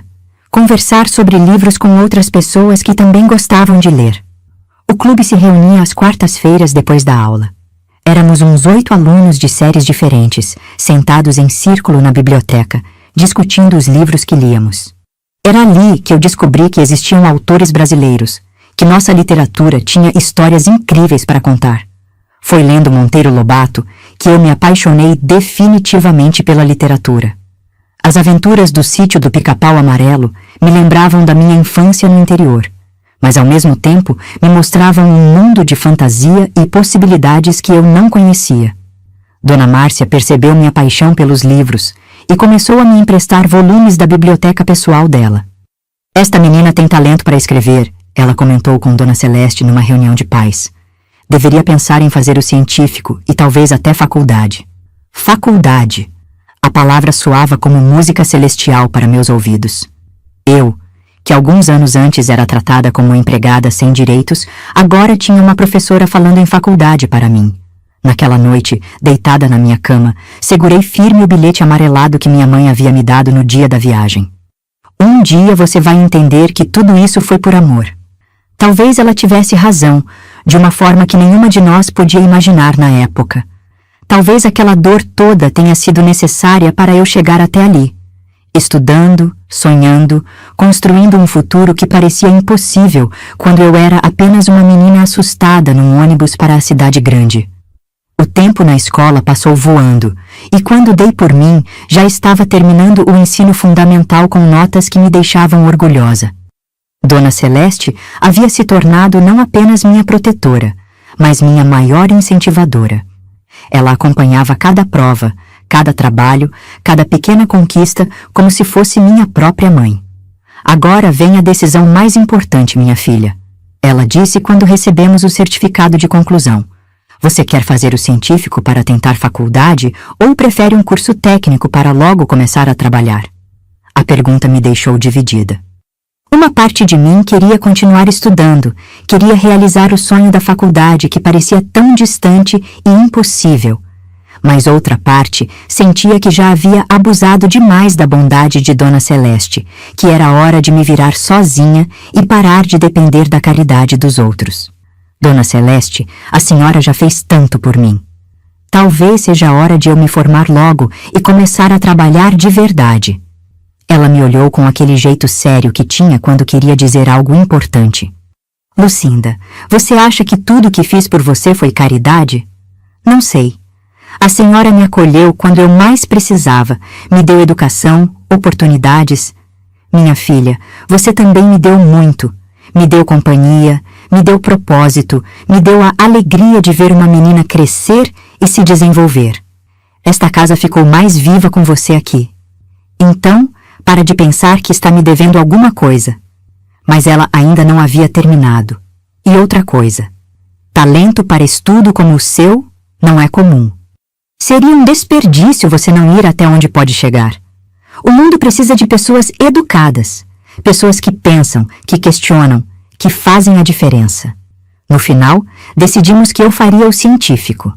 Mas dessa vez numa escola pública maior, no centro da cidade, onde as exigências eram maiores e a concorrência mais forte.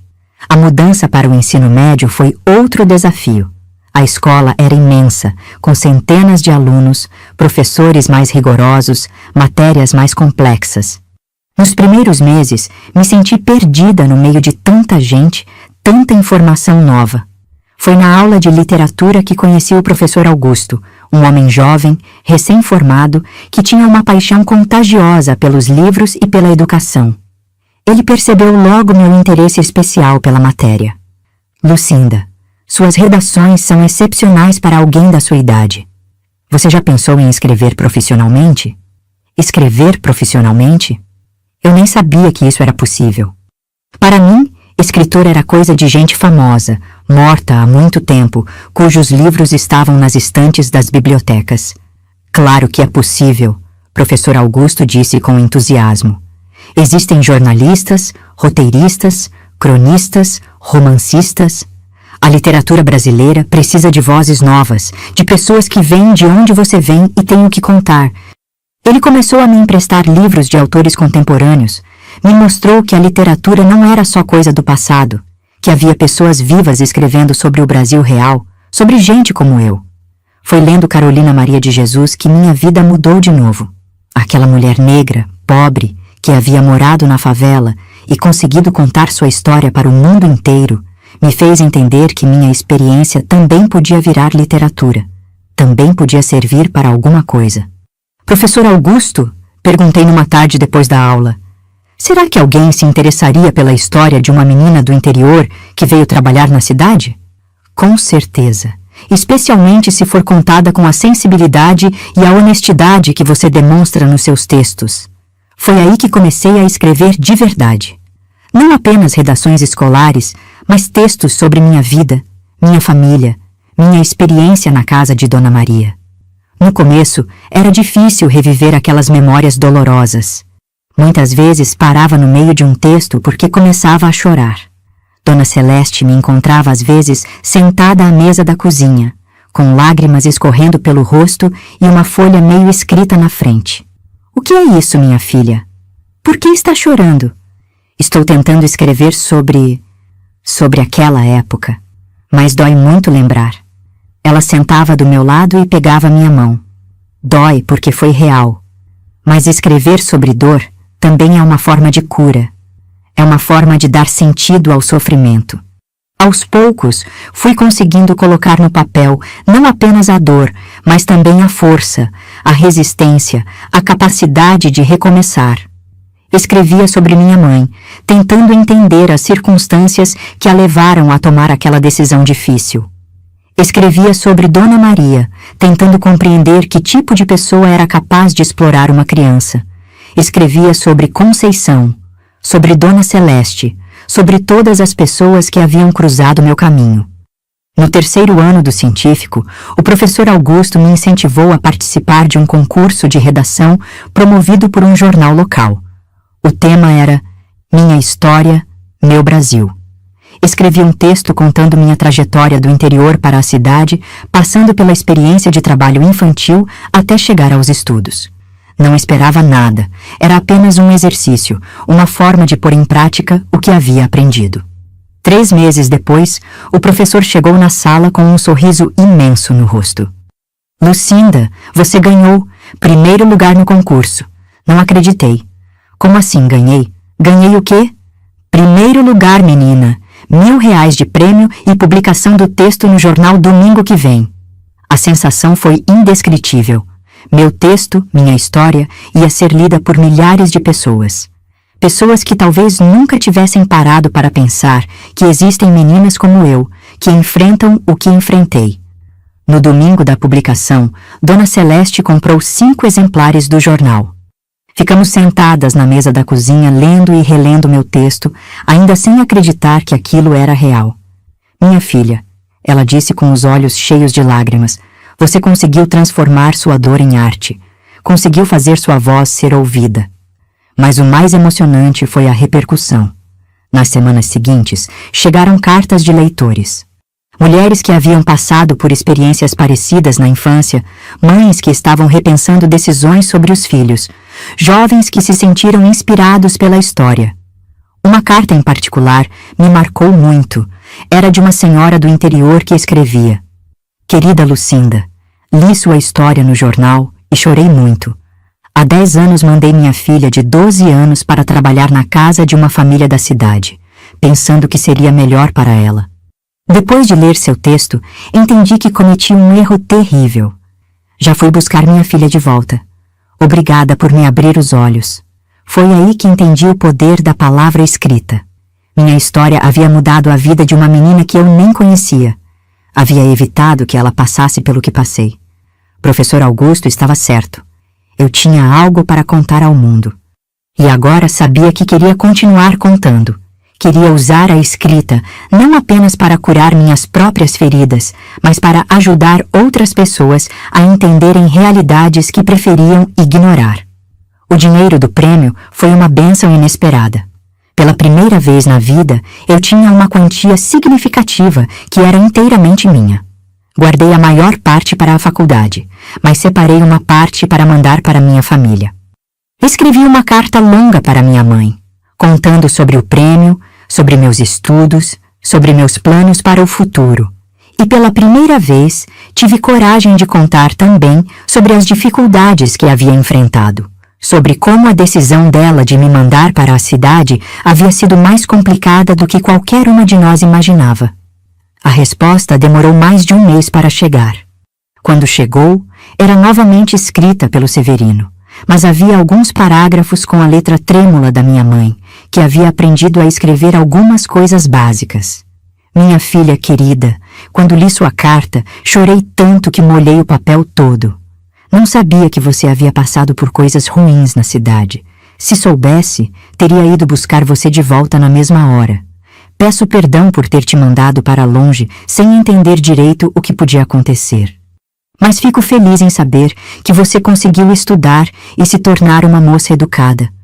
Sua mãe que te ama e tem muito orgulho de você, Francisca. Chorei tanto lendo aquela carta que Dona Celeste ficou preocupada. Mas eram lágrimas de alívio, de perdão, de compreensão. Finalmente minha mãe e eu havíamos conseguido conversar de verdade sobre o que havia acontecido, sobre as escolhas difíceis que a vida às vezes nos obriga a fazer. E assim, aos 18 anos, terminei o ensino médio com uma clareza que não tinha antes sobre meu futuro. Queria fazer faculdade de letras, queria me tornar professora, queria continuar escrevendo, queria usar minha história para ensinar outras pessoas, para que nenhuma criança precisasse passar pelo que passei. Quando chegou a carta de aprovação no vestibular da Universidade Federal, Dona Celeste e eu comemoramos como se tivéssemos ganhado na loteria. De certa forma, havíamos ganhado. Eu havia conseguido transformar uma infância roubada numa oportunidade de mudança, não apenas para mim, mas para todas as pessoas que minha história pudesse tocar. A faculdade foi uma experiência que jamais imaginei que poderia viver. Entrar naqueles corredores enormes, sentar numa sala de aula ao lado de jovens que vinham de famílias com tradição universitária, ter acesso a uma biblioteca com milhares de livros, tudo aquilo parecia um sonho que eu estava vivendo acordada. Nos primeiros meses, me senti deslocada entre meus colegas. A maioria vinha de escolas particulares, tinha pais com curso superior, falavam de autores e conceitos que eu nunca havia escutado. Mas Dona Celeste sempre me lembrava que eu tinha algo que muitos deles não tinham: experiência de vida real. Minha filha, ela dizia quando eu chegava em casa desanimada, depois de um dia difícil na universidade, você não está lá para competir com ninguém. Está lá para aprender e para ensinar também. Sua história vale tanto quanto a de qualquer um. Foi na disciplina de literatura brasileira que encontrei meu lugar. O professor, Dr. Henrique, era um homem culto e sensível, que percebia quando um aluno tinha algo especial para contribuir. Numa aula sobre literatura de testemunho, ele pediu para escrevermos sobre experiências pessoais que poderiam virar literatura. Escrevi sobre minha infância, sobre a casa de Dona Maria, sobre o reencontro com a educação. Quando entreguei o trabalho, estava nervosa, com medo de que minha história fosse considerada inadequada para o ambiente acadêmico. Uma semana depois, o professor me chamou em sua sala. Lucinda, seu trabalho me impressionou muito. Você já pensou em transformar essa experiência numa pesquisa acadêmica? O tema do trabalho infantil doméstico na literatura brasileira contemporânea seria uma contribuição importante para os estudos literários. Uma pesquisa acadêmica? Eu mal estava conseguindo acompanhar as matérias básicas do curso, como podia pensar em algo tão complexo? Professor, eu não sei se tenho capacidade para isso. Tem sim. E mais que capacidade, tem a responsabilidade. Quantas pessoas na academia viveram o que você viveu? Quantas podem falar sobre esse tema com a autoridade de quem conhece por dentro? Essa conversa plantou uma semente na minha cabeça. Comecei a perceber que minha experiência não era apenas um fardo que eu carregava, mas um conhecimento único que podia ser útil para entender questões sociais importantes. Mergulhei nos estudos como nunca antes. Lia sobre sociologia da infância, sobre trabalho doméstico, sobre literatura de testemunho. Descobri que havia muitos pesquisadores estudando essas questões, mas poucos que tinham vivido na pele o que estavam analisando teoricamente. No terceiro ano da faculdade, comecei a participar de congressos acadêmicos, apresentando trabalhos sobre minha pesquisa. Era intimidante no início, ficar na frente de professores doutores falando sobre conceitos complexos. Mas aos poucos fui ganhando confiança, principalmente quando percebi que minha perspectiva trazia algo novo para as discussões. Numa dessas apresentações, conheci a professora doutora Ana Carolina, uma socióloga que estudava trabalho infantil. Ela ficou muito interessada no meu enfoque e me convidou para participar de uma pesquisa que estava coordenando. Lucinda, sua experiência pessoal combinada com seu preparo acadêmico pode ajudar muito nossa pesquisa. Você toparia fazer entrevistas com outras mulheres que passaram por situações parecidas? Era exatamente o que eu queria fazer. Usar minha história para entender melhor a história de outras pessoas, para dar voz a quem normalmente não é escutado.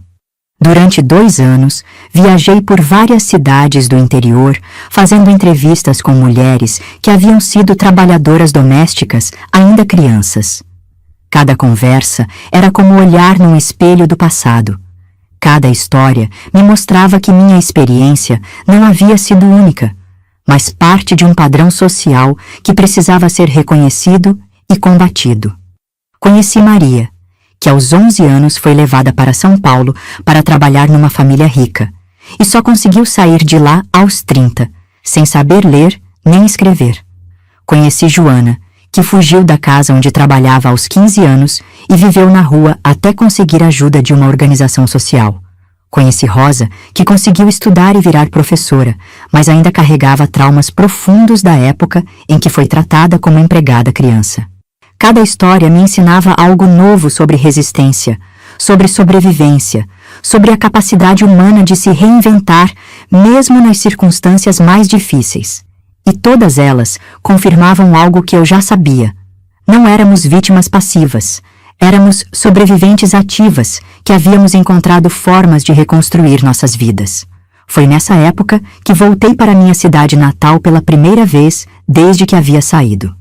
Dona Celeste me acompanhou na viagem, curiosa para conhecer o lugar onde eu havia crescido. O reencontro com minha família foi emocionante e complexo ao mesmo tempo. Minha mãe havia envelhecido, estava mais curvada, com cabelos completamente brancos. Mas o sorriso dela ao me ver era o mesmo que eu guardava na memória. Minha filha, ela disse me abraçando apertado. Como você ficou bonita, como você cresceu. Meus irmãos também haviam mudado muito. Severino estava casado e tinha 2 filhos pequenos. Josefa havia se mudado para a capital e trabalhava numa fábrica. Antônio estava terminando o ensino médio. Maria José, que era bebê quando saí, Agora era uma adolescente esperta que queria muito conhecer a irmã sobre quem tanto ouvira falar. Durante a semana que ficamos lá, conversei longas horas com minha mãe sobre o passado. Ela me contou sobre a dificuldade que havia enfrentado após minha partida, sobre como sentira minha falta, sobre como havia se arrependido de me mandar embora tão nova. Filha, eu não sabia o que estava fazendo. Achei que estava te dando uma oportunidade, mas na verdade estava te jogando num mundo que eu não conhecia. Mãe, respondi segurando as mãos calejadas dela, a senhora fez o que achou melhor na época. E de certa forma, foi graças àquela decisão que eu tive as oportunidades que tive. Mas você sofreu tanto? Sofri, é verdade. Mas também cresci, aprendi, me tornei forte. E agora uso essa força para ajudar outras pessoas. Mostrei para ela meus trabalhos acadêmicos, os artigos que havia publicado, as pesquisas que estava fazendo. Ela folheava os papéis sem entender muito bem o que estava escrito, mas com um orgulho imenso nos olhos. Minha filha virou doutora, ela dizia para todo mundo que aparecia. Estuda na universidade, escreve em livro. Não era bem assim. Eu ainda estava fazendo graduação, mas para ela, qualquer pessoa que estudava em universidade era doutora. E eu não tive coragem de corrigir, porque entendia que aquele orgulho era uma forma dela se perdoar pelo que havia acontecido. No último dia da viagem, fomos juntas ao cemitério onde meu pai estava enterrado. Ele havia morrido alguns anos antes, de problemas no coração. Minha mãe pôs flores no túmulo e ficou alguns minutos em silêncio. Olha só, Zé, ela falou para a lápide como se ele pudesse ouvir. Nossa menina voltou. Virou gente importante, estudiosa. Se você tivesse ficado, teria muito orgulho dela. Era a primeira vez que ouvia minha mãe falar do meu pai sem amargura, apenas com a tristeza de quem lembra de algo que podia ter sido diferente. Na volta para Belo Horizonte, Dona Celeste e eu conversamos sobre a viagem. Como você se sentiu revendo tudo isso? Ela perguntou. Aliviada, respondi depois de pensar um pouco. Aliviada por ter conseguido perdoar, por ter entendido que todos fizemos o melhor que podíamos nas circunstâncias que tínhamos. Nos meus últimos meses de faculdade, comecei a escrever minha monografia de conclusão de curso. O tema era Narrativas de Resistência, Trabalho Infantil Doméstico na Literatura Contemporânea Brasileira. Era uma forma acadêmica de contar não apenas minha história, mas a história de todas as meninas que conheci pelo caminho. Dona Celeste, que já estava com mais de 70 anos, insistiu em ler todos os rascunhos da monografia, mesmo não entendendo todos os conceitos teóricos. Minha filha, ela dizia folheando as páginas, você conseguiu transformar dor em conhecimento. Conseguiu fazer sua experiência virar ferramenta para ajudar outras pessoas. Na defesa da monografia, convidei Dona Celeste para assistir.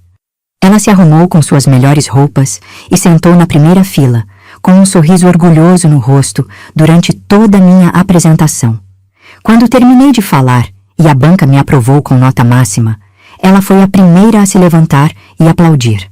Ali, naquele momento, entendi que não estava apenas me formando na faculdade. Estava completando um ciclo de transformação que havia começado muitos anos antes, quando uma menina assustada desceu de um ônibus numa cidade desconhecida.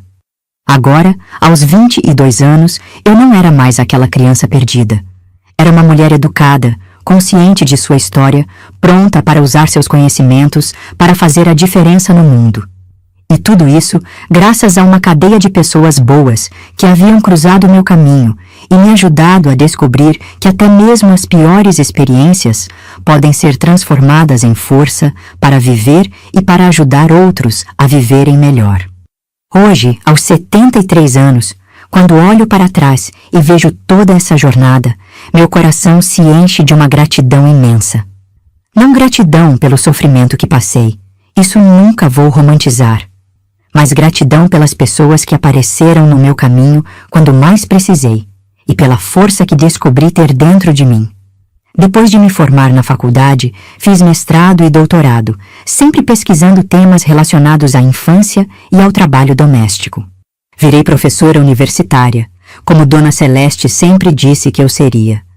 Durante mais de 30 anos, orientei dezenas de pesquisas sobre direitos da criança, trabalho infantil, literatura de testemunho. Mas minha maior realização não foi acadêmica, foi pessoal. Consegui usar minha história para ajudar a mudar a vida de centenas de meninas que estavam passando pelo que passei. Nos anos 80, ajudei a fundar uma organização que acolhe crianças trabalhadoras domésticas.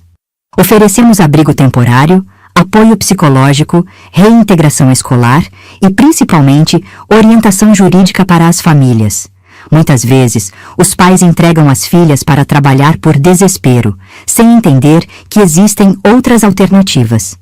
Lembro de uma menina chamada Beatriz, sim, igual ao nome da minha neta, que chegou na nossa organização aos 12 anos, fugida de uma casa onde era maltratada. Ela estava magra, assustada, sem confiança em nada nem ninguém. Parecia comigo quando fugi da casa de Dona Maria. Trabalhamos com ela durante 2 anos. Ela voltou a estudar, fez terapia, aos poucos foi recuperando a autoestima. Hoje é advogada e trabalha defendendo direitos das crianças. Quando nos encontramos, ela sempre diz que minha história foi fundamental para ela entender que era possível recomeçar. Conheci meu marido, Carlos, durante o mestrado. Ele era professor de história, um homem gentil e compreensivo, que soube respeitar minha necessidade de contar minha história, de trabalhar com causas sociais, de ser independente. Não foi um daqueles homens que querem salvar a mulher com passado difícil. Foi um companheiro que entendeu que eu já havia me salvado sozinha. Tivemos 2 filhos, Ana e Roberto. Criei eles contando sempre a verdade sobre minha infância, sobre as dificuldades que enfrentei, sobre a importância de tratar todas as pessoas com dignidade, independente da classe social que vem. Ana se tornou assistente social e trabalha com famílias em situação de vulnerabilidade. Roberto virou jornalista e sempre escreve matérias sobre questões sociais. Os 2 herdaram essa consciência de que quem teve oportunidades tem responsabilidade de ajudar quem ainda não teve. Dona Celeste viveu até os 86 anos. Morreu dormindo, tranquila, numa manhã de domingo. Foi o funeral mais cheio que já vi na vida. Centenas de pessoas que ela havia ajudado ao longo dos anos, direta ou indiretamente. Professores aposentados, ex-alunos, vizinhos, pessoas da nossa organização. Todo mundo tinha uma história sobre a bondade dela. No testamento, deixou a casa para mim. Para Lucinda, que transformou minha casa numa família, estava escrito. Chorei tanto lendo aquelas palavras que molhei o papel todo. Minha mãe também morreu em paz, alguns anos depois. Eu estava com ela no final, segurei sua mão quando ela partiu. Suas últimas palavras foram: minha filha, me perdoa se fiz alguma coisa errada. Eu te amava tanto que às vezes não sabia como amar direito. Eu disse para ela que não havia nada para perdoar, que ela havia feito o melhor que podia, que seu amor sempre esteve presente, mesmo quando não conseguíamos entender. Carlos morreu há 10 anos, de um infarte súbito. Foi um choque, porque sempre achei que ele ia viver muito tempo. Mas tivemos 40 anos juntos, anos bons, de parceria verdadeira. Ele sempre dizia que era privilegiado por ter uma mulher que sabia o valor das coisas simples da vida. Hoje moro sozinha nesta casa que foi de Dona Celeste, cercada de livros, fotos, memórias. Meus filhos querem que eu vá morar com eles, mas eu gosto da minha independência. Gosto de acordar cedo e regar as plantas do jardim, de tomar café olhando pela janela da cozinha, de receber visitas de ex-alunas que vêm contar sobre suas vidas. Ainda escrevo. Publiquei 3 livros, um sobre minha experiência pessoal, outro sobre as pesquisas que fiz, e um terceiro que é uma coletânea de histórias de mulheres que superaram trabalho infantil doméstico. Este último virou leitura obrigatória em várias universidades. Minha neta Beatriz, filha da Ana, está fazendo jornalismo e sempre me pede para contar histórias do passado. Foi ela quem sugeriu que eu gravasse esses depoimentos, porque disse que minha história precisa chegar a mais pessoas. Você sabe, vovó, ela me disse outro dia, sua história mostra que é possível mudar o rumo da vida mesmo quando tudo parece perdido. Isso é importante para as pessoas saberem. É por isso que estou aqui hoje, contando para vocês essa história que guardei no coração por tantos anos, porque acredito que experiências compartilhadas se tornam sabedoria coletiva, que dor transformada em conhecimento pode ajudar a evitar que outras pessoas passem pelo mesmo sofrimento. Não conto essa história para despertar pena ou para me colocar como vítima. Conto para mostrar que mesmo nas circunstâncias mais difíceis, sempre existe uma possibilidade de recomeço, sempre existe alguém disposto a ajudar, sempre existe uma forma de transformar experiência em força. A menina que desceu daquele ônibus em Belo Horizonte com medo e uma malinha de papelão não era diferente de milhares de outras meninas que enfrentam situações parecidas ainda hoje. A diferença é que tive sorte de encontrar pessoas boas no meu caminho. Conceição, Dona Celeste, Professor Augusto, Dr. Henrique, e que consegui reconhecer essas oportunidades quando elas apareceram. Mas principalmente, aprendi que a gente não precisa carregar o passado como uma corrente. Pode carregar como experiência, como sabedoria, como combustível para ajudar outras pessoas a não passarem pelas mesmas dificuldades. Hoje, quando vejo uma empregada doméstica nova demais numa casa de família, quando escuto alguém falando sobre dar oportunidade para meninas pobres virem trabalhar na cidade, quando presencio situações que me lembram do que vivi, eu falo. Não fico calada como ficava antes. Porque entendi que quem viveu o que eu vivi tem responsabilidade de falar, de denunciar, de orientar. Tem responsabilidade de quebrar o silêncio que protege quem explora e desampara quem é explorado. Se essa minha história tocar o coração de uma pessoa que está pensando em mandar a filha para trabalhar na casa de outros, se fizer alguém repensar a forma como trata uma empregada jovem demais, se inspirar uma menina que está passando por dificuldades a não desistir de lutar por uma vida melhor, então valeu a pena cada lágrima que chorei contando tudo isso. Porque no final das contas, minha filha, meu filho, a vida não é sobre o que acontece com a gente. É sobre o que a gente faz com o que acontece com a gente. E eu escolhi fazer da minha história uma ferramenta de transformação, uma ponte para que outras pessoas possam atravessar para uma vida melhor. O bilhete que minha mãe me deu naquele dia distante ainda está aqui comigo, amarelado pelo tempo, mas com as palavras ainda legíveis. Um dia você vai entender que tudo isso foi por amor. Hoje eu entendo. Não foi amor pela decisão de me mandar embora, mas amor pela coragem de reconhecer quando erramos, amor pela capacidade de perdoar, amor pela força de transformar cicatrizes em sabedoria.